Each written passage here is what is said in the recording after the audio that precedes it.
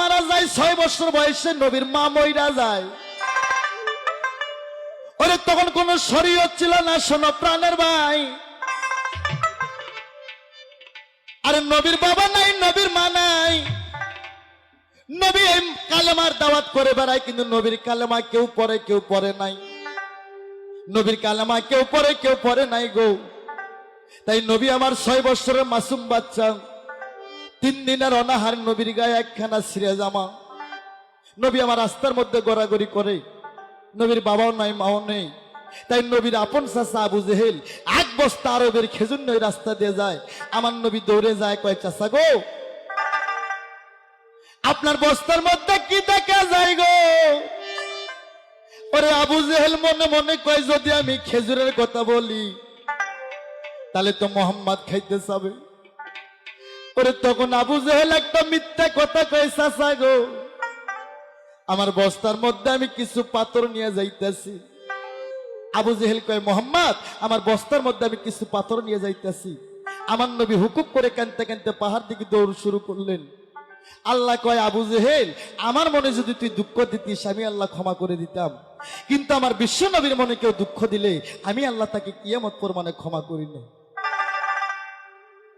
ওরে আল্লাহর হুকুমে আবু জেহেলের 1 বস্তা খেজুর গেল পাথর হইরা।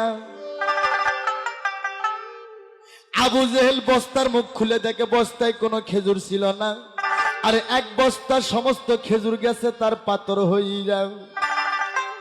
ওরে আবু জেহেল কয়, ওরে জাদুবিদ্যা কইরা আমার খেজুর গুলা দিচ্ছে পাথর বানাইয়া। ওরে 750 জনের একটা চাবুক আবু জেহেল পেটের পাশে নিল রে নুকিরা। যা দেখে বাবা মা হারা ইতিম নবী, 6 বছরের শিশু বাচ্চা। আহারে নবী 3 দিনের অনাহার, পেটে অন্ন পানি নাই, রাস্তার মধ্যে গড়াগড়ি করে। আবু জেহেল কয়, মোহাম্মদ, তুমি কি খেজুর খাইবা?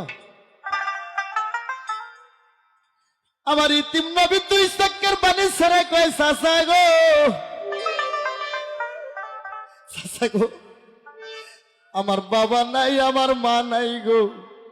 ও চাচা, কে আমাকে আদর করে খেজুর খাওয়াবে গো? ওরে আবু জেহেল কয়, মোহাম্মদ, আমার সাথে তুমি বাগানেতে চলো। আরে কত খেজুর খাইবা, আত্মা শান্তি করে তোমাকে খেজুর খাওয়াবো। ওরে খেজুর খাওয়ার আশায় নবী আমার চাচার পিছে পিছে যায়। আবু জেহেলের বাগানে 365টা খেজুর গাছ ছিল, কোরআন তাফসিরে প্রমাণ আছে ভাই। ওরে গাছের দিকে লক্ষ্য করে দেখে বাদাম